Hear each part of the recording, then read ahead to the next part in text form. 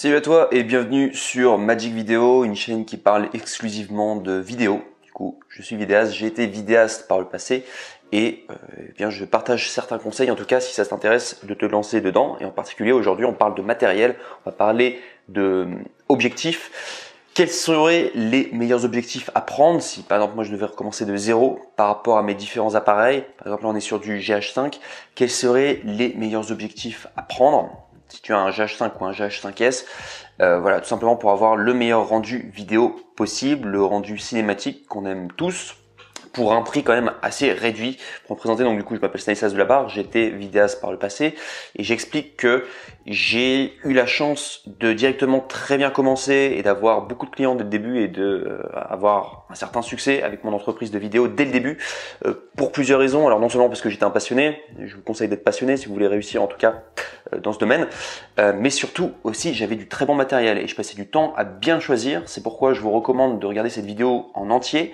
car je vais donner des bons conseils je pense pour choisir des bons objectifs. Donc j'avais un GH5 à l'époque, j'avais également un GH5S et je vais vous donner du coup les meilleurs objectifs en tout cas que je vous conseille. Oui, donc du coup il y a 8 critères différents. Donc le premier c'est que il faut que l'objectif soit en monture micro 4 tiers. Donc monture micro 4 tiers ça veut dire quoi? Ça veut dire que vous allez pouvoir emboîter votre objectif très facilement dans votre boîtier, donc, parce qu'on a du micro 4 tiers, c'est finalement la monture, donc c'est l'embout, comment vous allez l'emboîter, parce que c'est possible que l'emboîtation se fasse pas directement et qu'on ait besoin d'une bague d'adaptation, on va le voir juste après, mais ça, en tout cas c'est l'un des premiers critères, il faut que ça puisse rentrer dedans facilement. Deuxième critère, c'est la focale, il faut qu'elle soit adaptée à votre style de photo que vous avez envie de faire. Parce que j'explique que, voilà, par rapport à la focale, pour ceux qui ne savent pas ce que c'est, la focale c'est finalement le champ de vision de votre appareil. Focale large, donc c'est l'ultra grand angle, donc vous allez pouvoir capter un maximum d'informations. Focale courte, là vous allez être beaucoup plus dans ce qu'on appelle du téléobjectif, c'est pour finalement beaucoup plus zoomer. Et bref, j'explique que ça aussi c'est un critère, c'est quel genre de focale vous avez besoin. Alors je vous rassure directement dans cette vidéo, je vous en cite 7 d'objectifs, on va voir à peu près pour tout type de focale. J'ai cité d'ailleurs ultra grand angle, angle normal et téléobjectif. Je vais vous en citer du coup sur les 7 objectifs, en tout cas les 7 en tout cas appartiennent ou soit ultra grand angle, ou soit grand angle, ou soit normal, ou soit téléobjectif. À préciser également pour des raisons techniques. Alors on est sur du micro 4 tiers, il faut savoir que micro 4 tiers c'est un petit capteur. La base de référence quand vous voulez faire de la vidéo par exemple en cinéma, c'est la base du full frame. C'est un peu classique, c'est comme ça que les gens calculent leur focale. Du coup, il faut savoir que pour des raisons techniques, alors je vais vous donner à peu près la valeur du coup sur du full frame, ce que ça représente, mais généralement, pour que vous puissiez vous donner des idées, le micro 4 tiers, faut juste diviser par 2 au niveau du nombre du coup pour la focale, et si vous voulez passer de micro 4 tiers à full frame, il faut multiplier par 2. Voilà, juste pour des raisons techniques, je voulais juste en parler. J'explique vraiment par rapport à la focale, vous inquiétez pas, on va voir du coup sur ces 7 différents objectifs différents, et bien je vais vous donner à peu près leur style, pour quel genre de photo, c'est super intéressant, pour quelle prise de vidéo, etc. Donc ça c'est le deuxième critère. Troisième critère, j'explique, très important, c'est au niveau de l'ouverture. Alors pour ceux qui le savent, au niveau de la photo, c'est le fameux triangle, hein. C'est quand on prend une photo ou quand on prend une vidéo, parce qu'une vidéo c'est un enchaînement de photos, c'est 3 choses différentes. C'est tout d'abord l'ouverture, la vitesse, donc c'est le shutter là, quand il bloque comme ça, prendre une photo, la vitesse d'exposition, et également tout ce qui est ISO, donc c'est la sensibilité du capteur. Un bon objectif, généralement, on va s'accorder à dire que c'est un objectif qui a une grande ouverture. Donc ça veut dire qu'il va pouvoir ouvrir un maximum pour qu'il y ait un maximum de lumière qui puisse rentrer à l'intérieur. On va appeler ça aussi des objectifs rapides. Et ça se comptabilise par un F qui doit être le plus bas possible. C'est-à-dire que si vous avez, par exemple dans le cadre de micro 4 tiers, vous avez un 1.7 en ouverture, c'est très très bien, c'est excellent. Voilà, c'est vraiment l'ouverture maximum et au plus ça descend dans les F, au mieux c'est. Mais bref. Donc du coup j'explique que voilà, les objectifs rapides c'est très très utile à avoir, tout simplement parce que ça va vous permettre d'être très polyvalent. Si vous avez envie par exemple de faire de la vidéo en pleine nuit, eh bien vous allez avoir une grande ouverture, donc vous allez pouvoir capter très facilement la lumière. Si vous avez également envie d'avoir un bokeh derrière, donc c'est le flou, si vous faites de l'optique, vous allez vous rendre compte qu'au plus il y a une ouverture, en tout cas qui est forte, au plus vous allez voir qu'il y aura derrière. Par exemple, derrière moi, j'aurai du flou derrière et c'est un rendu très cinématographique en tout cas et c'est ce que les gens adorent. Ça donne un rendu très pro parce que ça permet d'isoler le sujet du background derrière, et au plus vous avez une ouverture qui est forte en objectif, au plus vous allez pouvoir régler votre objectif et faire en sorte que derrière, eh bien, il y a le fameux bokeh, le fameux arrière-plan. Et ça c'est excellent, en tout cas c'est un effet qui est très recherché en photographie. Donc ça c'est le critère numéro 3. Le critère numéro 4, donc j'ai noté stabilisation intégrée. Donc stabilisation intégrée, c'est est-ce qu'il y a une stabilisation directement dans l'objectif? Alors on a de la chance parce que sur le GH5 on a une très bonne stabilisation. Si vous avez un GH5S par contre il n'y a pas une stabilisation directement intégrée dans l'objectif. Est-ce que c'est un problème si vous avez encore un stabilisateur en plus du style Ronin S, Ronin XS? Vous allez pouvoir voir cette stabilisation, mais c'est vrai qu'au plus il y a de la stabilisation, généralement au meilleur est la qualité vidéo. Vous allez voir d'ailleurs dans les 7 objectifs que je vous propose aujourd'hui, il n'y en a qu'un seul qui a une stabilisation intégrée. C'est pas vraiment un problème quand on a du GH5 parce que c'est le grand avantage du micro 4 tiers, c'est surtout dans le GH5, le GH5 normal. Il y a vraiment une image stabilisée à l'intérieur du boîtier. Le boîtier stabilise lui-même l'image. Et si l'objectif en plus de l'intérieur du boîtier est stabilisé, c'est un avantage supplémentaire parce qu'on a une image encore plus stable. Mais je vous dis, c'est pas vraiment un critère très important parce que le boîtier en lui-même est déjà très bien stabilisé pour le GH5. Ensuite, autre critère, c'est le piqué. Alors qu'est-ce que le piqué? C'est finalement la qualité de l'objectif en termes de détail, en termes de netteté. Et il y a des objectifs qui ont une meilleure qualité que d'autres en termes de piqué. Donc je vais également vous le dire, ça sera un critère qui va revenir. En tout cas, le piqué, il faut qu'il y ait une netteté en tout cas qui soit de bonne qualité pour avoir vraiment une meilleure captation d'image possible. Également, j'ai noté aussi critère numéro 6, c'est il faut qu'il y ait un minimum de distorsion. Il y a certains objectifs, parce que c'est l'optique, qui, de par leur focale, de par leur complexité, comment ils sont fabriqués, qui ont parfois une distorsion sur le côté, donc sur les différents coins, donc en haut à gauche, en haut à droite, etc. Enfin bref. Et ça, c'est quelque chose à éviter. Nous, on veut avoir une image qui se rapproche le plus possible de la réalité. Et vous allez voir, quand vous comparez différents objectifs, ça peut arriver qu'il y ait de la distorsion. En tout cas, ça, je vais vous prévenir. En tout cas, je vais vous dire si cet objectif a de la distorsion d'après différents tests. Et enfin, j'ai aussi noté en critère numéro 7, c'est un critère qui me tenait beaucoup à cœur parce que moi, quand je faisais la vidéo, j'étais très adepte de ce qu'on appelle le run and gun. C'est vous sortez votre appareil directement, vous mettez votre objectif et en 2 secondes, vous pouvez mitrailler comme ça, prenez des clichés. Et il y a certains objectifs qui vont être très gros, donc très gros, on a moins de liberté. Et ça, c'est quelque chose en tout cas qui me dérangeait. Je trouve que c'est un excellent critère en tout cas de rechercher beaucoup plus le petit et le léger, donc tout ce qui est minimaliste, parce que ça permet d'avoir plus de liberté et de mieux réussir du coup son tournage. Personnellement, en tout cas, c'est un critère qui est super important. Ça prend moins de place aussi quand on a un sac. On n'a pas besoin de se trimballer trop d'objectifs ou alors soit des objectifs vraiment super lourds. Donc ça aussi c'est le critère du coup numéro 7. Et le critère numéro 8 c'est le rapport qualité-prix. Ça aussi c'est super important parce que je l'ai dit précédemment, les objectifs ça coûte plutôt cher. Il vaut mieux bien investir son argent et il y a des objectifs qui valent vraiment le coup, ils vont être très rapidement amortis. Il y en a d'autres, ça sera beaucoup plus, vous allez vous faire plaisir, mais je vous conseille d'avoir déjà un certain niveau pour pouvoir directement les amortir parce que les objectifs parfois ça coûte assez cher. Donc voilà, vous allez voir. Il y en a vraiment pour tout en tout cas. Et du coup, voici en tout cas les 8 critères que je voulais vous présenter, les critères les plus importants avant du coup d'entrer dans le cœur du sujet. Donc, voilà pourquoi on rentre directement dans le cœur du sujet. Je vous présente du coup ces 7 objectifs. Précisez que si ça vous intéresse, sachez que dans la description, il y a des liens avec les références exactes. Donc vous aurez juste à cliquer dessus et vous serez redirigé vers Amazon. Amazon, je recommande parce que voilà, tout le monde connaît Amazon et c'est safe. Et en plus, vous pourrez recevoir très rapidement vos articles. Et en plus, si vous n'êtes pas satisfait, vous pouvez toujours faire un retour et le retour est gratuit. C'est le grand avantage de commander chez Amazon, donc aucun risque de votre côté. Donc on commence directement avec le numéro 7, il est un de mes objectifs préférés, qui est le Laowa 7,5 mm en f.2. Alors je l'ai mis en numéro 7, j'aurais pu finalement le mettre en top 3 par exemple. Sachez qu'il n'y a pas vraiment d'ordre par rapport aux différents objectifs que je vais vous présenter aujourd'hui. C'est juste que je voulais qu'il ait beaucoup d'attention cet objectif, c'est pour ça que je l'ai mis en numéro 7 finalement pour qu'il apparaisse en premier dans cette vidéo. Mais c'est probablement mon objectif préféré que j'ai eu du coup sur mon GH5. Pourquoi? Parce que c'est un objectif ultra grand angle et du 7,5 mm sur du micro 4 tiers, ça fait du 15 mm sur du full frame. C'est extrêmement large comme focale. Et c'est vraiment sa grande particularité, c'est un objectif unique que j'ai adoré utiliser. Je recommanderais cet objectif notamment si vous voulez faire des clips musicaux parce que vous allez pouvoir avoir des angles super grands avec un maximum d'informations. C'est également un objectif que je recommande si vous voulez utiliser un stabilisateur et avoir une image vraiment parfaitement stabilisée parce que au plus votre objectif est large, au moins finalement ça se ressent les vibrations parce qu'on a plus de marge.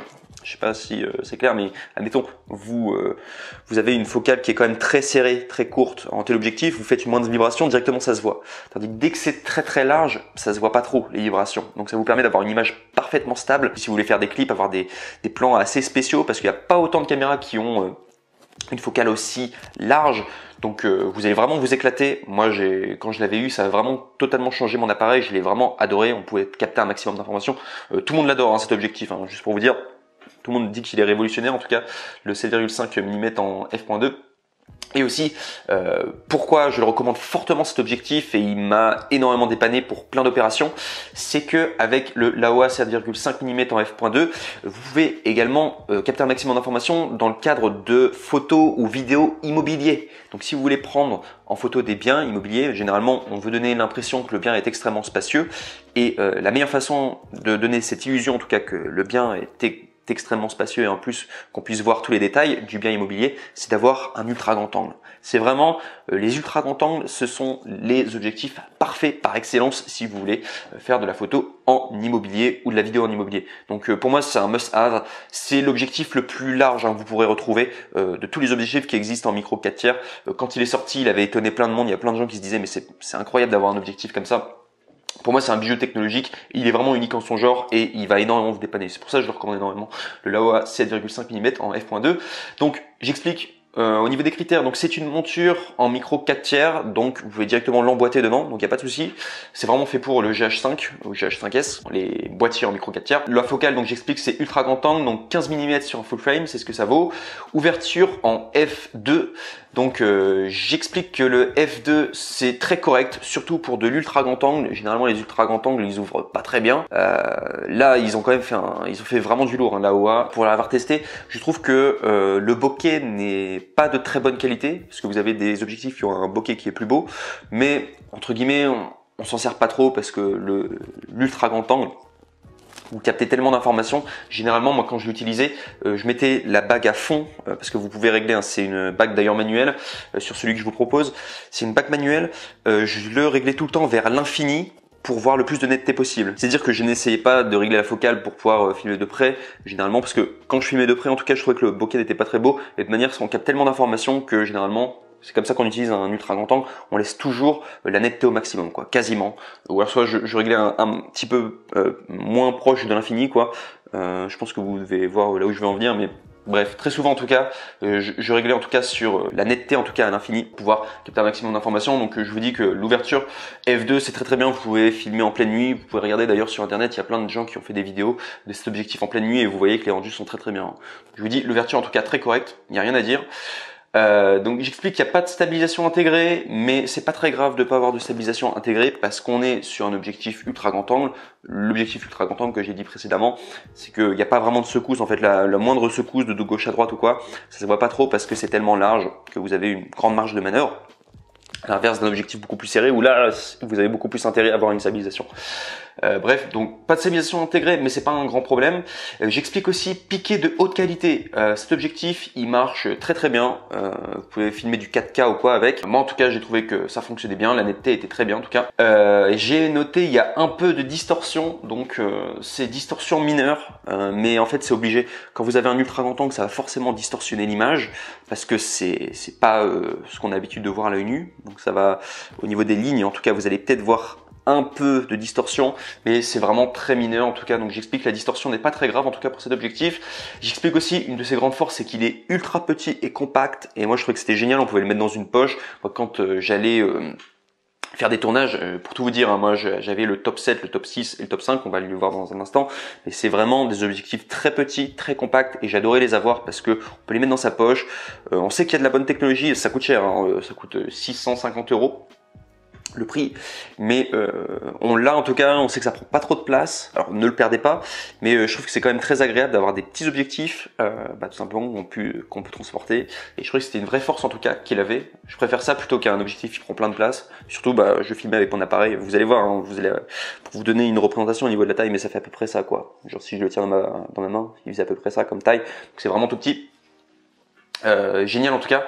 Et j'explique aussi Dernier point, c'est au niveau du rapport qualité-prix, donc il coûte à peu près 650, donc c'est le prix. J'explique, le rapport qualité-prix est vraiment incroyable, hein. Vous allez forcément l'utiliser, si vous faites de la photo immobilier, vous allez forcément avoir, si vous voulez vous lancer à fond dans la vidéo, vous allez forcément avoir des occasions où vous allez devoir faire de la photo en immobilier ou de la vidéo en immobilier, donc ça sert à mort. Pour moi, c'est un objectif qui va être très très vite amorti, et c'est même un objectif, moi après je faisais différents tournages, je me demande comment j'aurais pu faire certains tournages si je n'avais pas cet objectif. Pour moi, c'est vraiment un must-have et il m'a sauvé plein de fois. Donc je recommande beaucoup en tout cas le Laowa 7,5 mm en f2. À préciser que c'est numéro 7, mais j'aurais pu le mettre dans le top 3, c'est juste parce que je voulais qu'il ait plus d'attention, c'est pour ça que j'ai commencé par celui-ci en numéro 7. On passe maintenant au numéro 6, qui est le premier objectif que j'ai eu avec mon GH5, c'est le Lumix 25 mm en f1.7. Pour tout vous dire, je venais d'acheter mon GH5 au tout début quand j'ai commencé et je savais pas quel objectif prendre. J'ai vu qu'il y avait plein de monde qui le recommandait, celui-ci. Et vu qu'il était pas cher du tout, j'ai directement sauté sur l'occasion. C'est le moins cher que je vous présente aujourd'hui sur cette liste. Il coûte 130 €, à peu près 150. Il coûte moins de 200 € en tout cas, un truc comme ça. Et c'est l'un des moins chers que vous pouvez trouver. Et c'est un excellent rapport qualité-prix. C'est le meilleur rapport qualité-prix que vous pourrez retrouver. Donc je vous explique. C'est donc au niveau des critères, un objectif en monture micro 4/3. La focale, c'est là où il va être très intéressant. Et pour moi, vous devriez en avoir un d'objectif de ce type de focale, donc en 25 mm sur un micro 4/3, parce que c'est une focale normale, voire une focale en portrait si vous voulez prendre des photos du coup des gens. Et j'explique, donc c'est du 50 mm sur du full frame, et la grande particularité c'est que le 50 mm c'est par rapport à l'œil nu, tout ce que vous voyez avec votre œil, alors pas en termes de champ de vision, mais en termes de, de distorsion, de représentation des choses, le 50 mm c'est quasiment la même chose que ce qu'on voit à l'œil nu. Donc quand vous allez prendre des plans avec cet objectif là, ça aura un rendu très très pro, avec le rendu vraiment parfait comme si vous le voyez avec un œil nu. Alors c'est au niveau de du champ vraiment de la focale, c'est quand même plutôt serré, hein, je considère, enfin on est sur une focale normale quoi, donc c'est quand même assez espacé, mais au niveau du rendu c'est génial, la distorsion etc, il y en a quasiment pas quoi, et ça a un rendu ultra professionnel et les gens adorent cette focale, en tout cas le 50 mm sur du full frame, donc là c'est du 25 mm, et je peux vous dire que c'est vraiment excellent. L'ouverture aussi, on est sur du 1.7. Alors il y a des objectifs qui descendent plus bas au niveau de l'ouverture, mais je vous dis déjà à 1.7, c'est juste génial ce que vous pouvez faire. Le bokeh de cet objectif est juste incroyable. D'ailleurs, si je dois vous recommander un petit secret, si vous voulez faire des super plans, à chaque fois je faisais ça quand j'étais sur différents tournages, c'est je prenais cet objectif là, je réglais le nombre d'images par seconde de mon GH5 sur 180 images par seconde, et je filmais des choses de proche au ralenti, et il a un ralenti juste incroyable au niveau du bokeh etc, ça donne un rendu ultra pro, donc c'est ce que je vous recommande de faire en tout cas. Donc j'explique, c'est du 25 mm en ouverture 1.7, le bokeh est juste incroyable, surtout pour le prix quoi, je trouve que c'était un truc de malade. Donc je le recommande fortement. J'explique qu'il n'y a pas de stabilisation intégrée, mais c'est pas grave parce que le GH5, surtout si vous avez la version normale, la stabilisation interne est extrêmement solide. Si vous avez en plus de ça un ralenti le ralenti est extrêmement solide, hein, sur le GH5, vous n'avez pas besoin de stabilisation supplémentaire. Également aussi le piqué, je l'ai trouvé de très haute qualité. Je trouve que ça capte vraiment bien l'information. Il n'y a pas de distorsion. Selon moi, en tout cas, je trouvais qu'il n'y avait vraiment pas de distorsion par rapport à cet objectif. Et j'explique aussi qu'il est très léger et compact. C'est une de ses forces. Moi, j'adore les objectifs légers et compacts. Et le rapport qualité-prix est juste incroyable pour l'utilité. Je dirais que cet objectif-là, moi, quand j'étais sur les tournages, il me servait à prendre les détails. Parce que quand moi, je fais des vidéos, j'aime bien prendre tout l'ensemble de la scène. Donc généralement je le fais en grand angle ou en ultra grand angle, tout l'ensemble de la scène, et après je prenais donc du coup des plans beaucoup plus serrés du coup avec cet objectif qui est pas trop non plus trop serré, mais juste voilà, pour prendre des petits détails comme ça fonctionne très bien en tout cas, et ça coûte pas cher quoi. Pour à peu près, moi d'après mes souvenirs, il est à peu près à 150 € cet objectif, donc je le recommande énormément, et voilà, pour le prix vous allez être juste choqué du résultat quoi. Il est vraiment super bien cet objectif. Je le recommande vachement, il a une utilité de malade. Pour ça, pour moi, c'est un must have à avoir quoi. Si vous n'avez pas cette focale, en tout cas 25 mm sur micro 4/3, c'est ultra puissant. Le Lumix 25 mm f1.7. On arrive au numéro 5. Alors c'était le dernier que j'avais acheté d'ailleurs quand j'avais le GH5, mais qui est génial, et pour moi j'aurais dû l'acheter avant. Je vais vous expliquer pourquoi. C'est le Leica 15 mm f1.7. Donc comme vous voyez sur l'image, donc c'est une monture en micro 4/3, et j'explique que c'est une focale grand angle qui paraît du coup de 30 mm sur du full frame. Cet objectif est génial. Pourquoi? Pour quel genre de photo? Surtout si vous voulez, photo ou vidéo, si vous voulez vous filmer vous-même en vidéo. Alors là, je suis en train de me filmer avec un iPhone en ce moment, mais juste pour vous dire, la distance entre moi et l'iPhone, bah, c'est à peu près ça. Je vais vous donner c'est à peu près ça comme distance entre moi et mon iPhone. Et sur le GH5 que j'avais, eh bien c'est à peu près la même distance quoi. Donc du coup vous vous dites là je suis en train de me filmer. Pour moi c'est vraiment la distance parfaite pour pouvoir se filmer si vous voulez faire des vidéos YouTube ou quoi. Vous filmez en face caméra parce que vous allez directement pouvoir vous voir sur le retour en écran. Vous n'allez pas être trop loin de la caméra. Et aussi c'est la focale parfaite si vous voulez créer de la proximité avec votre audience. Parce que votre audience sur YouTube, vous voulez créer de la proximité, il faut pas être trop loin. Si vous êtes trop loin, vous allez paraître peut-être un peu plus froid, professionnel mais un peu froid. Si c'est trop proche, ça déforme un peu votre visage et je trouve que ça rend moins bien. Moi en tout cas, c'est vraiment la focale que j'ai préférée et je l'avais d'ailleurs acheté exprès pour pouvoir me filmer en face caméra pour faire des vidéos YouTube parce que je trouvais que la focale était juste parfaite pour ce genre de choses. Donc pour vous filmer vous-même, mais après c'est une focale aussi qui peut être créative. Si vous voulez filmer des plans de près, voilà, toutes les focales en tout cas sont différentes et sont à prendre. En tout cas, si vous voulez voilà, faire du B-roll par exemple pour pouvoir filmer plein de détails ou quoi. Et en plus c'est plutôt du grand angle, donc vous pouvez aussi filmer la scène de manière générale. Donc j'explique en tout cas c'est une focale grand angle. Les cas excellente qualité. Ouverture, donc c'est du f1.7, ça suffit largement. Du f1.7. Alors des fois peut-être j'aurais voulu que ça ouvre un tout petit peu plus, mais déjà du 1.7 c'est incroyable. Vous avez un bokeh en plus d'excellente qualité. Pour moi, le Leica en 15 mm, là, comme ça, 1.7, j'ai l'impression que c'est quasiment le même que le Lumix, mais avec une focale différente en termes de qualité, etc. Voire même, il a peut-être une meilleure qualité. Le Leica, on en revient après quand on parlera du piqué, mais il est excellent. J'explique quand même que il n'a pas de stabilisation intégrée, mais ce n'est pas un problème parce qu'on est déjà sur du grand angle et en plus le GH5 a une stabilisation intégrée. Alors, soit vous prenez un stabilisateur en plus, vous n'allez pas avoir de soucis quoi, je vous dis, si vous êtes par exemple sur du GH5S. J'explique ouais, vraiment le piqué est incroyable. Je considère que le piqué était peut-être meilleur sur le Leica 15 mm que sur le Lumix 25 mm, mais il coûte plus cher. Et le Leica, je peux vous dire, c'est les meilleurs objectifs qui existent. C'est parmi les meilleures marques, la meilleure marque. J'explique aussi, il n'y a pas de distorsion et c'est une des raisons principales pourquoi j'avais pris d'ailleurs le numéro 5 et pas le numéro 4. On en vient dans un instant parce qu'on va voir un objectif qui va être quand même assez concurrentiel avec celui-ci, dans lequel j'avais beaucoup hésité, mais si j'ai plutôt penché vers celui-ci, le numéro 5, c'est surtout parce qu'il n'avait pas de distorsion. Il est vraiment impeccable. Il n'y a pas de distorsion. Et également, j'explique qu'il est ultra petit et compact. Ça aussi, c'était un de mes critères puisque moi, je voyage pas mal. Je suis toujours avec mon sac. J'adore les objectifs qui sont petits et celui-ci, c'est vraiment le plus petit. Je vais vous donner la taille. Il va faire à peu près ça comme dimension. Il était vraiment tout petit. Et moi, j'adore les objectifs. On les branche comme ça, tout petit. On se demande si c'est un objectif normal, quoi. On se dit, c'est pas possible, quoi. C'est vraiment tout petit. Il y a une technologie de malade à l'intérieur. Génial en tout cas cet objectif, beaucoup plus petit et compact que le numéro 4 que je vous montre dans un instant, donc vraiment très petit, très compact, et un rapport qualité-prix moi j'ai trouvé excellent, c'est pas non plus incroyable mais je l'ai trouvé excellent. Il coûte à peu près cet objectif 500 € d'après mes souvenirs, le Leica, mais vous avez une qualité de malade, vraiment génial pour le numéro 5. On passe maintenant au numéro 4 qui selon moi est un concurrent direct du coup du numéro 5 qui est le Sigma 16 mm en 1.4 que je n'ai pas acheté mais que j'ai grandement hésité à acheter tout simplement pour son ouverture sur du 1.4. C'est extrêmement lumineux hein, les objectifs comme ça. Pour vous le présenter, donc c'est monture micro 4 tiers, focale grand angle, donc on est sur du 32 mm, équivalent 32 mm sur du full frame. Donc pour vous donner une comparaison hein, sur le numéro 5, on était sur du 30 mm, là on est sur du 32 mm, donc c'est un tout petit millimètre de différence, mais pour moi, vous allez dire, hein, je suis un peu maniaque, mais ça les valait. En tout cas, moi je voulais vraiment avoir le plus de proximité possible avec mon audience, mais sans déformer mon visage ou quoi. Je préférais quand même le 30 mm que le 32 mm, même si ça ne joue pas grand chose. Mais si vous voulez faire de la vidéo, en tout cas en face caméra, je vous le recommande. En tout cas, ça fonctionne quand même. Même si je préfère quand même le numéro 5 pour ça. Parce que j'ai un tout petit peu plus proche, moi je préfère en tout cas. En tout cas, focale grand angle. Ouverture, donc j'ai noté incroyable. Hein. C'est pour ça que j'ai failli l'acheter. Parce que une ouverture en 1.4, c'est extrêmement lumineux.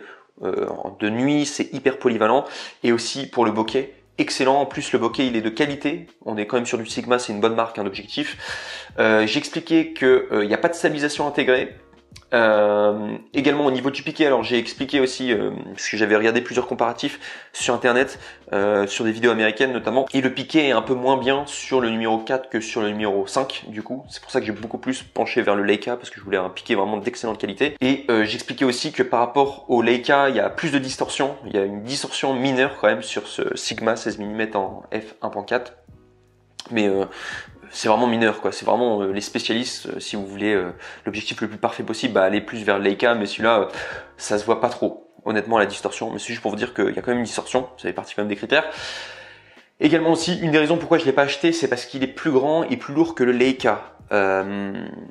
Pour vous donner à peu près la dimension, il fait à peu près ça comme dimension, en comparaison avec le Leica qui faisait ça comme dimension. Moi je suis minimaliste, j'adore voyager avec le moins d'objets possible, donc c'est pour ça que je l'ai pas pris.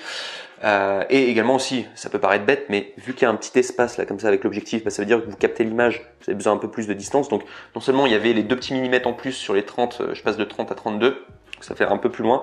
Et en plus l'objectif en plus, je dois encore mettre la caméra encore plus en arrière. C'est pour ça que j'ai beaucoup plus penché vers le Leica pour me filmer en face caméra, parce que celui-ci, en tout cas, je devais mettre la caméra un petit peu plus loin et je me suis dit que ça allait peut-être pas forcément le faire. Donc voilà, c'est une des raisons en tout cas pourquoi voilà, numéro 4 ou numéro 5, c'est la grande différence avec le Leica.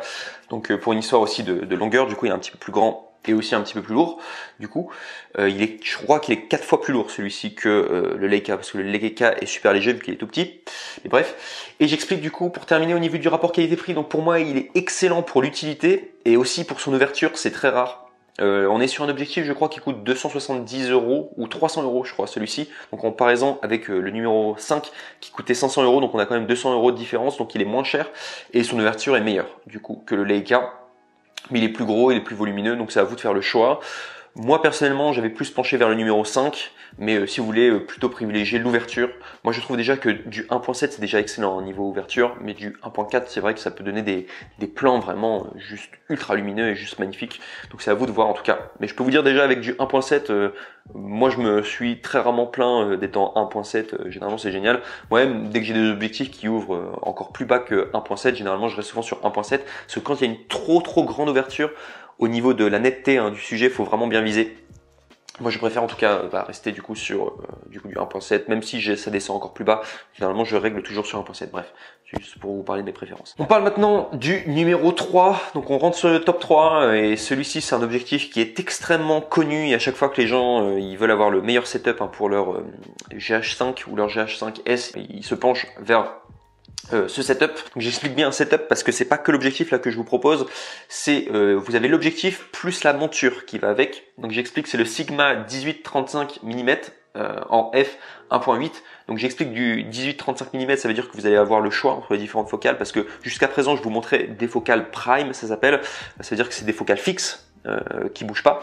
Là vous allez avoir un appareil auquel vous allez pouvoir bouger le zoom, donc vous allez avoir un petit peu plus de liberté, ça permet d'avoir un objectif un peu plus polyvalent et de ne pas avoir à changer du coup d'objectif. Donc on est sur le Sigma 18-35 mm en ouverture f1.8 sur une monture Canon.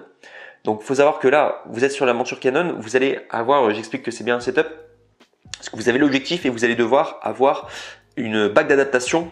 Alors on appelle ça une bague d'adaptation, c'est finalement un speed booster parce que c'est un peu plus technique, qui vous permettent de du coup avoir sur la, parce que vous avez un micro 4 tiers, vous n'avez pas une monture Canon, vous allez pouvoir tout de même emboîter cet objectif du coup dans votre GH5, malgré le fait que ça soit une monture micro 4 tiers et que cet objectif soit en monture Canon, vous allez pouvoir faire l'adaptation grâce à la bague du coup d'adaptation Speed Booster Viltrox. Alors moi je recommande le Viltrox, vous avez également le Metabone, mais moi j'ai fait de longues recherches, en tout cas je me suis rendu compte que le Viltrox était beaucoup moins cher. On est sur au niveau du prix sur le Viltrox, on est sur 200 € à peu près pour le Speed Booster, tandis que le Metabone là on est sur une bague d'adaptation, un Speed Booster qui est à peu près 1000 €, donc c'est quand même beaucoup moins cher, et la qualité est quasiment la même pour Viltrox ou pour Metabone, d'après les différents commentaires. En tout cas j'ai fait de longues recherches en tout cas et je me suis rendu compte que le Viltrox était aussi bon.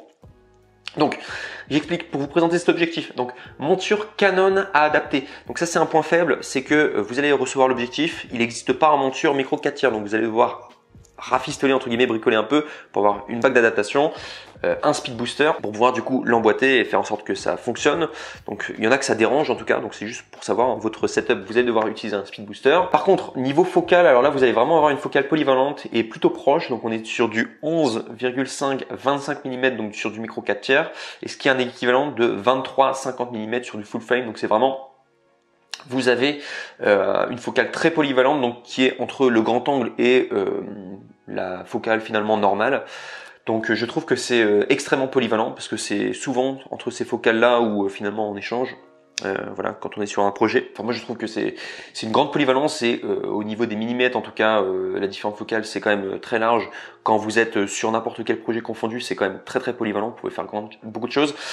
Au niveau de l'ouverture, alors j'explique, c'est une ouverture incroyable parce que c'est marqué, on est sur du f1.8, mais en fait sur du micro 4/3, vu qu'il y a le speed booster qui adapte finalement le capteur qui normalement est censé arriver sur du Canon, mais là finalement il adapte sur du micro 4/3. Il faut savoir qu'on gagne au niveau des, on appelle ça des stops par rapport à l'ouverture, et au lieu de du coup avoir un objectif qui est à 1.8 sur du micro 4/3, ça correspond à un objectif à 1.2, ce qui est une ouverture juste exceptionnelle.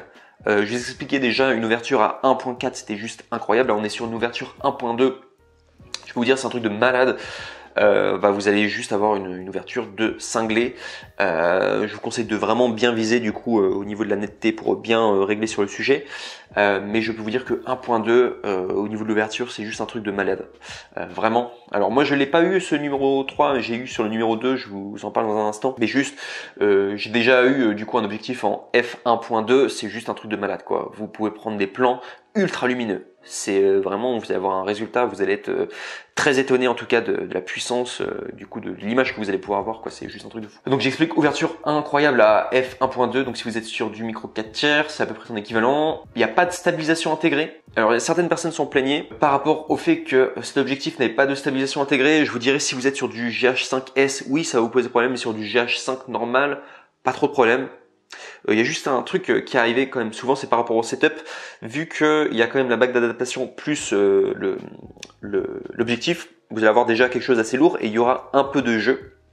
Pourquoi ce que je vous recommande si vous voulez avoir ce genre de setup, il propose des sortes de cages pour pouvoir tout simplement soutenir votre bague d'adaptation et votre objectif du coup à votre boîtier, et ça c'est quand même un petit investissement à faire, mais ça vous permettra du coup d'avoir le moins de jeu possible, parce qu'il y en a ça dérange en tout cas d'avoir ce petit jeu. J'avais également vu par rapport aux différentes critiques que cet objectif il faisait aussi pas mal de bruit au niveau de son réglage du coup par rapport à sa netteté, du coup pour pouvoir régler la netteté du coup sur le sujet. Quand on le mettait en automatique en tout cas il faisait pas mal de bruit. De manière quand vous faites du GH5 généralement vous faites tout manuellement parce que ça bouge trop. Enfin l'autofocus est juste merdique en fait, l'autofocus sur le truc. Donc sinon donc j'explique aussi donc pas de stabilisation intégrée. Par contre le piqué est vraiment incroyable pour cet objectif. Le Sigma en tout cas ils ont très bon piqué. Alors moi j'ai un Sigma sur un autre, je vous le présente dans un instant, mais de tout ce que je connais de Sigma, à chaque fois ils ont un piqué vraiment incroyable et une netteté vraiment très puissante. J'explique qu'il n'y a pas de distorsion, donc c'est le grand avantage des objectifs Sigma, c'est de la bonne qualité, hein, je peux vous dire du Sigma. Donc j'explique un de ses défauts, c'est que le setup est lourd et volumineux, ouais, vous allez quand même avoir un truc quand même assez lourd. Déjà le GH5, bon c'est un boîtier qui est pas très lourd comme le GH5, mais avec l'adaptateur en speed booster plus l'objectif qui est quand même assez lourd, je peux vous dire que vous allez avoir un setup, c'est le gros problème, c'est ce qu'on lui reproche, même si vous allez quand même avoir une grande polyvalence au niveau de l'image que vous allez pouvoir créer, du coup, comme pour que vous soyez au courant. Et j'ai également mis au niveau du rapport qualité-prix, si vous avez en plus de ça l'objectif plus le speed booster, on est à peu près aux alentours de 700, voire même 800 € je crois, donc du coup pour le numéro 3, donc c'est quand même un coût, voilà. C'est simplement pour vous montrer du coup le numéro 3, mais on est quand même sur un setup qui est extrêmement populaire. La plupart des gens qui ont un GH5 eh bien, partent sur ce genre de setup, sur cet objectif plus l'adaptateur du coup. Donc c'est un peu plus cher, mais ça vous permet d'avoir une qualité d'image en f1.2, c'est juste exceptionnel, et également avec une focale qui est finalement une focale zoom auquel vous pouvez régler. Et il faut savoir que c'est assez rare généralement quand on a des focales qui sont en zoom, le fait de zoomer généralement l'ouverture baisse ou alors soit l'ouverture augmente, et généralement c'est c'est pas homogène, mais là on a la chance d'avoir un objectif, peu importe à quelle focale vous utilisez, parce que c'est un zoom, vous avez toujours l'ouverture qui reste identique, et ça c'est un grand avantage en tout cas. Donc c'est vraiment un luxe, même si c'est lourd, c'est son seul défaut finalement, c'est lourd et ça coûte cher, ce genre d'objectif. Le setup est vraiment bon, hein. Sinon, c'est pour ça qu'il y a beaucoup de gens qui le prennent et c'est pour ça que je le recommande en numéro 3. Donc pour du grand angle et angle normal quoi, si vous voulez faire des portraits, etc. pour ce numéro 3. On passe maintenant au numéro 2. Alors celui-ci, je l'ai eu ce setup là, c'est juste un setup de malade. Donc c'est à peu près l'équivalent du le même que le numéro 3, sauf que là cette fois-ci c'est pour du téléobjectif, donc pour filmer de plus loin. Et c'est vraiment une machine de guerre ce truc là. Donc Sigma 50 100 mm f1.8 sur monture Canon plus Speed Booster Viltrox EF M2 II. D'ailleurs pour information, hein, je vous invite à cliquer sur les liens exacts dans la description si vous voulez avoir les bonnes références exactes parce que vous pouvez vous tromper au niveau des Speed Boosters et d'en prendre un mauvais. Là vous cliquez sur les liens, vous allez pouvoir avoir finalement la référence exacte. Donc je vous explique que c'est une monture Canon adaptée, donc c'est pas du micro 4 tiers directement. Au niveau de la focale, donc j'ai noté une focale polyvalente et longue, donc on est sur du téléobjectif et ça c'est un grand avantage. Moi j'adore les téléobjectifs. Quand je travaillais par exemple, je faisais des fois des vidéos mariage.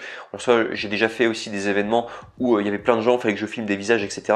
Le mieux c'est d'être tenu à distance. C'est pour ça que cet objectif il va être très intéressant si vous voulez un téléobjectif pour filmer de loin, parce que moi j'étais très loin et je prenais des super clichés. Et je m'embêtais pas quoi, j'étais comme ça, je réglais à grande distance et je prenais des photos, j'étais peut-être à 15 mètres quoi, et ça marchait bien quoi.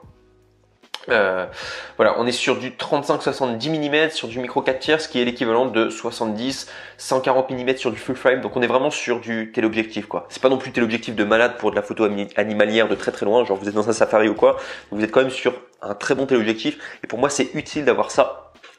Quand vous voulez ne pas déranger les autres, finalement les gens sont dans leur intimité, vous les prenez par surprise finalement la photo sans qu'ils s'en rendent compte. C'est exactement ce genre d'objectif en tout cas que je vous recommande d'avoir, ce genre de photo ou de vidéo à faire. L'ouverture, j'explique, c'est une ouverture incroyable, j'ai pu le tester par moi-même, du f1.2, donc du coup c'est l'équivalent sur du micro 4 tiers, donc exactement pareil avec le numéro 3, c'est un truc de malade. Au niveau de la focale, mais j'ai pris des plans, mais juste de malade, avec cette ouverture. J'étais très étonné de la qualité quoi. Je peux vous dire c'est une qualité cinématographique mais de ouf. Donc f1.2 en tout cas vous allez pouvoir vous amuser, même si souvent je revenais à f1.7 parce que c'est déjà très très bien pour avoir un beau bokeh, parce que le bokeh il est exceptionnel pour celui-ci sur le Sigma 50 100 mm qui est d'ailleurs quasiment la même qualité que pour le numéro 3, hein. C'est un bokeh d'excellente qualité, ceux des Sigma. Donc voilà, ouverture incroyable, pas de stabilisation intégrée, c'est peut-être un de ses défauts, c'est pourquoi je vous recommande si vous voulez prendre ce genre d'objectif, utilisez-le sur un GH5 et non sur un GH5S, parce que le GH5 a une excellente stabilisation intégrée directement dans le boîtier, et combiné avec cet objectif là, il n'y a pas de souci. Moi je trouvais que l'image était très stable et je m'en suis jamais plaint en tout cas. Donc voilà, il n'y a pas de stabilisation intégrée, mais finalement c'est pas tant de problème que ça. Moi plein de fois en tout cas je prenais des clichés très très loin, j'étais pas du tout embêté. J'explique que le piqué est incroyable, ouais vraiment incroyable pour celui-ci, je trouvais que c'était vraiment un truc de malade. Pas de distorsion, l'image parfaite, extrêmement professionnelle, vous allez vous faire plaisir en tout cas avec ça.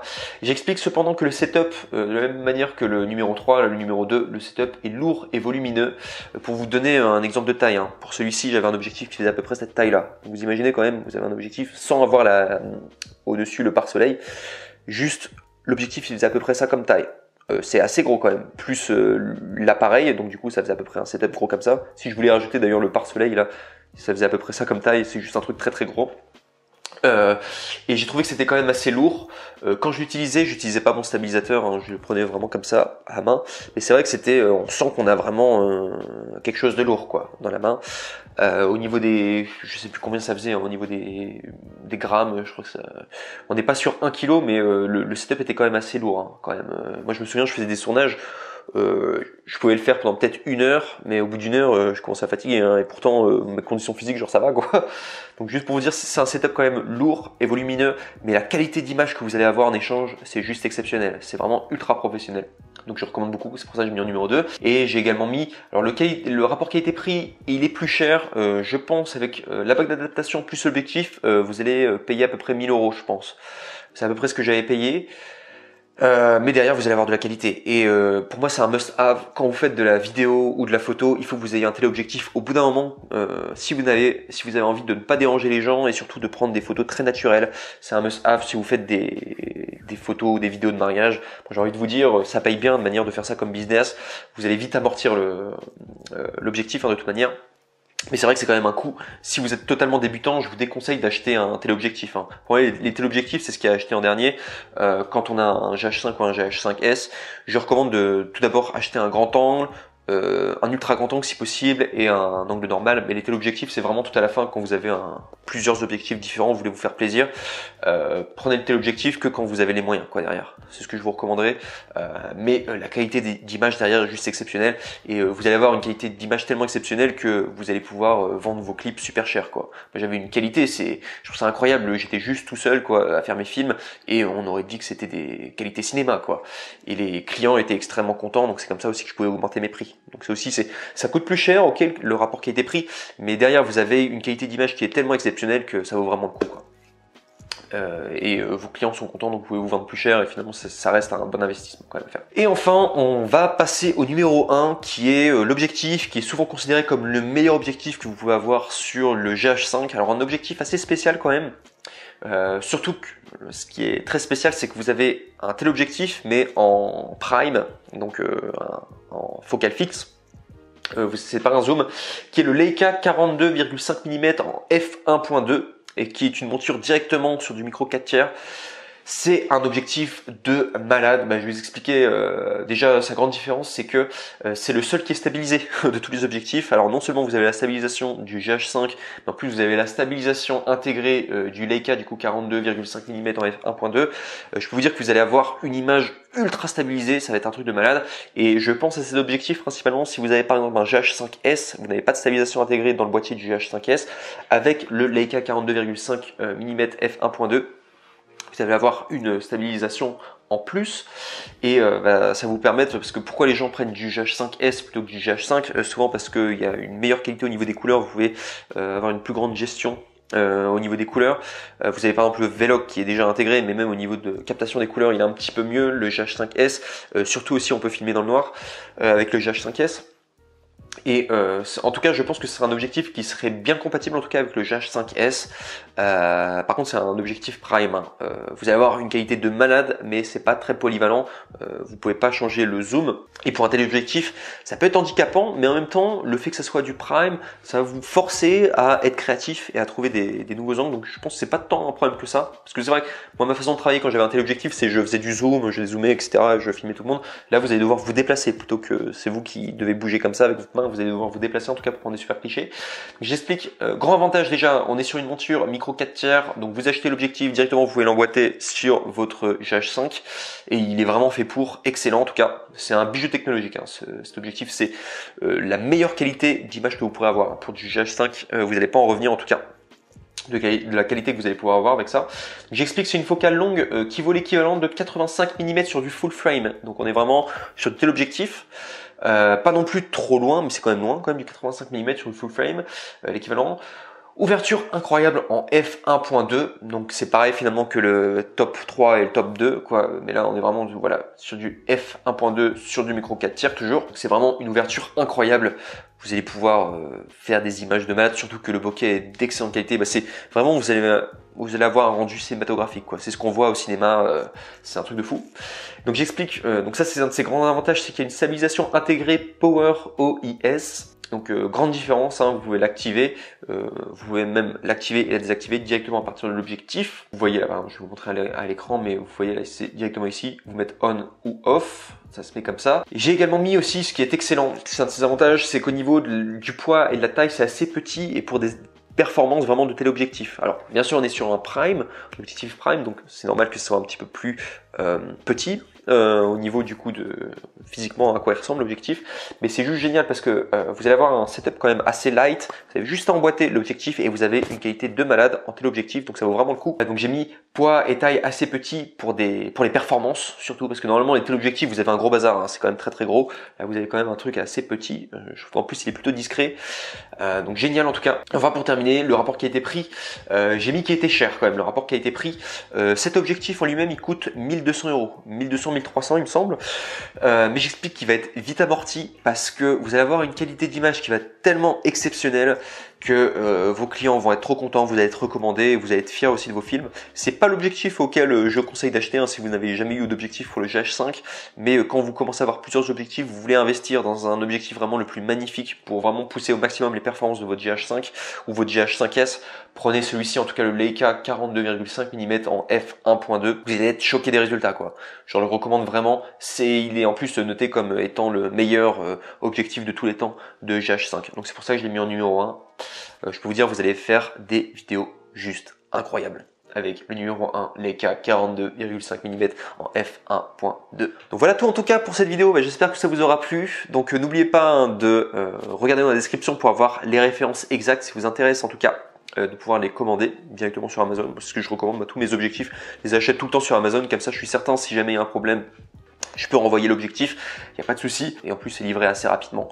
C'est pour ça que voilà, je recommande plutôt d'aller sur Amazon. Donc regardez dans la description en tout cas si ça vous intéresse. Et sinon, eh bien, je vous remercie pour votre attention et je vous dis à très bientôt dans une prochaine vidéo. C'était Magic Vidéo, c'était Stan et je vous dis à plus. Ciao ciao.